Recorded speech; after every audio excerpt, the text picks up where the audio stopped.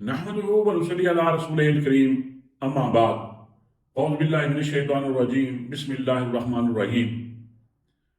मोअज़्ज़िज़ नाज़रीन, अस्सलामु अलैकुम व रहमतुल्लाहि व बरकातुहू। मैं हूं मियां मोहम्मद अकरम आपकी खिदमत में हाजिर। नाज़रीन, अभी थोड़ी देर पहले मुझे एक खबर देखने को मिली है कि शेर अफजल मरगब, जो कि साबिक जज भी हैं, कानूनदान भी हैं और हक गो भी हैं, दिलेर भी हैं और अल्लाह पे तवक्कल करने वाले भी हैं, और फिर बड़ी बात ये कि पठान भी हैं, उनको गिरफ्तार कर लिया गया है। इसमें मैं तो सबसे पहले जो हकीकी आज़ादी के मुतवाले हैं, जो इस मुल्क में हकीकी आज़ादी के ख्वाहिशमंद हैं, हकूक़ इंसानी जिनसे हम महरूम हैं, उनको छीनने के लिए इस जालिम समाज से हौसला किए हुए हैं, मैं सबसे पहले उनको मुबारकबाद देता हूं कि ये ऐसे समझें कि ये जालिम निजाम मजलूम अवाम के सामने हार गया है। हजरत उमर रज़ी अल्लाह ताला अन्हु जब मुजाहिदीन को जिहाद के लिए भेजते थे तो एक नसीहत जरूर फरमाते थे। वो फरमाते थे कि याद रखो, अल्लाह जो हमें पै दर पै फतूहात नसीब कर रहा है, इसकी एक वजह है, वो ये कि हम चूंकि अल्लाह के फरमाबरदार हैं, इसलिए अल्लाह ताला ने हमें इस नेमत से मुसलसल नवाजते चले आ रहे हैं। और जिनके खिलाफ हमारा जिहाद है, उनको अल्लाह जलील, रुसवा, शिकस्त ज़दा वो इस वजह से कर रहे हैं कि वो अल्लाह के नाफरमान हैं, अल्लाह के कानून के बागी हैं। तो इस नसीहत के तनाजुर में देखा जाए, जो इस वक्त मुल्क के हालात हैं, मेरी जान वो सबको पता है कि ये तारीख गवाह है कि ये जो जालिम निजाम है, ये जो अपने आप को ताकतवर कहते हैं, ये अपने आप को जलील, रुसवा और अपनी मौत आप मर जाने के ये खुद असबाब पैदा कर रहे हैं। ये भी तो असबाब है ना कि अवामुन्नास पे जुल्म,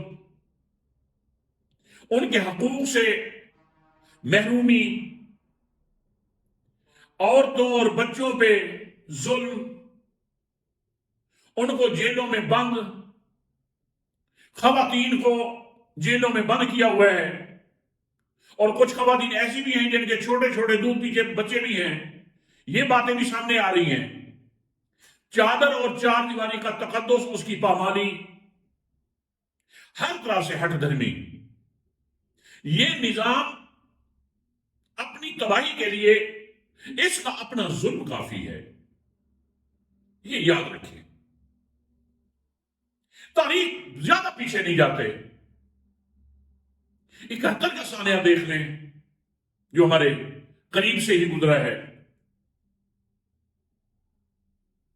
क्या था उसमें? जब एक मुनज़्ज़म आर्मी, जो तकरीबन 90,000 बताते हैं या 1 लाख बताते हैं, जिसने सरेंडर किया दुश्मन के सामने, उसकी वजूहात थी, मजलूमों की आहें थी, मजलूमों की सिसकियां थी, खवातीन की आहें थी, उनकी इज्जतों को पामार किए जाने वाले अवामिल थे, वो गुनाह थे। उन अवाम को हकीर जानने की सजा थी। फिर अल्लाह ने अपनी कुदरत से हमें वो दिन दिखाया کہ پوری دنیا کے سامنے ہم ذلیل اور رسوا ہوئے کہ ہماری ایک جسے مضبوط فوج کہا جاتا تھا، جس نے 65 میں دنیا کو ہلا کے رکھ دیا، 65 کی جنگ کے حوالے سے بڑے بڑے دانشور، علماء، مفکر وہ یہ تجزیہ پیش کرتے تھے کہ 65 کی جنگ میں اس فوج نے اور عوام نے قرون اولیٰ کے مسلمانوں کی یاد تازہ کر دی ہے، اور پھر ٹھیک 65 کے بعد 6 سال میں ہی وہ جو قرون اولیٰ کے مسلمانوں کی یاد تازہ کرنے والی جو فوج تھی، اس کا انجام کیا ہوا؟ اللہ غفور الرحیم ہے، لا یکلف اللہ نفسا الا وسعها، اللہ کسی کے اوپر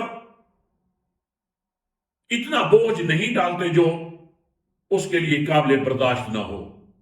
ہمارے اپنے اعمال ہوتے ہیں، اور ان اعمال کے مطابق ہی اللہ تعالیٰ حالات پیدا کر دیتے ہیں۔ تو ناظرین، اس وقت جو حالات چل رہے ہیں، میری آپ لوگوں سے گزارش یہ ہے کہ ایک تو میں سمیت اپنا محاسبہ کریں کہ کیا ہم اللہ کے احکامات کے مطابق اپنی زندگیوں کو ڈھالنے کی کوشش کر رہے ہیں۔ ملک کے حالات کو مد نظر رکھتے ہوئے اگر ہم اس کوشش میں لگ جائیں، اللہ سے رجوع کر لیں اور دیکھیں کہ کوئی ایسا عمل ایسا تو نہیں ہم سے ہو رہا جس سے اللہ کی ناراضگی ہوتی ہے، اس کوشش میں لگ جائیں،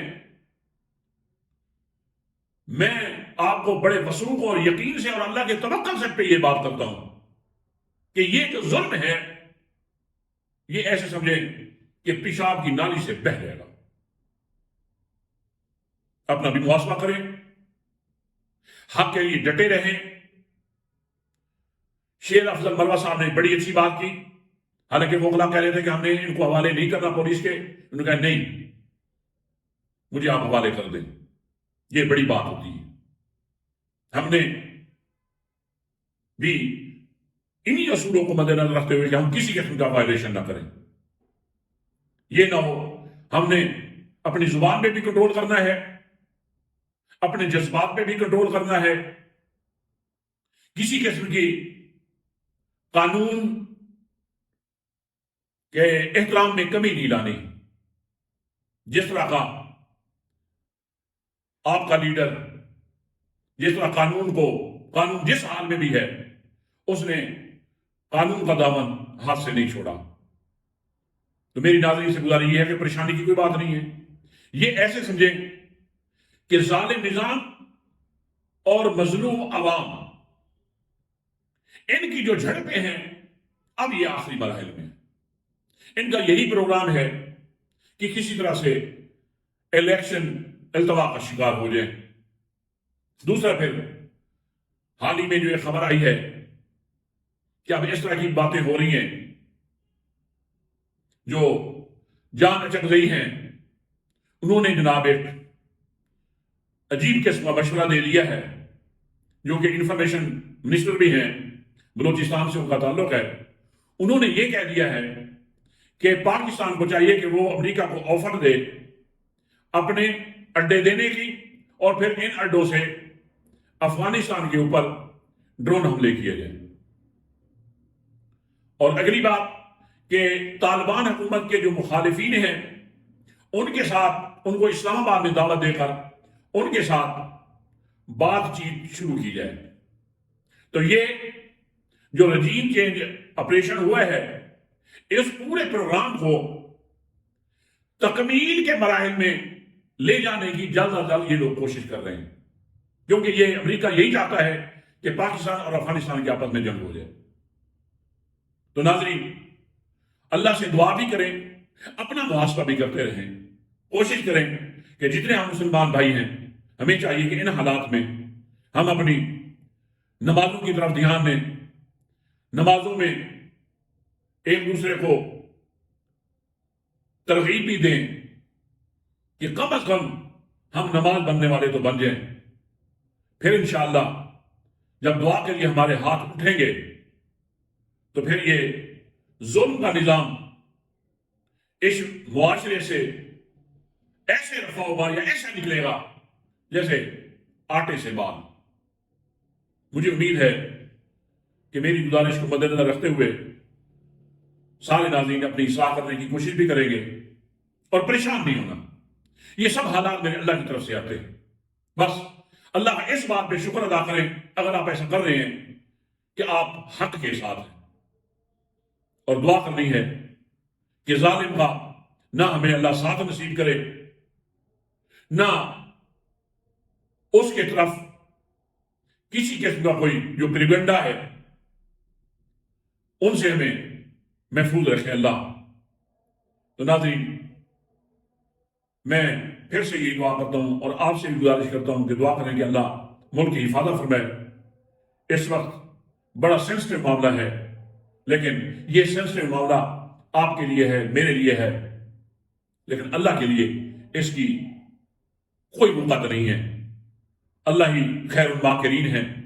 دنیا میں جو مکر کرتے ہیں اللہ ان سے بڑی تدبیر کرنے والا ہے, اور تدبیر ہمیشہ اسی کی چلتی ہے جس نے یہ کائنات بنائی ہے. تو ناظرین, آپ سے گزارش یہ ہے کہ آپ دعا بھی کریں, اپنی اصلاح بھی کریں.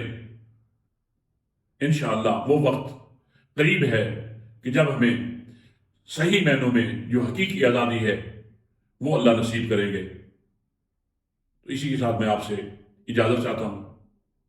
السلام علیکم ورحمۃ اللہ وبرکاتہ.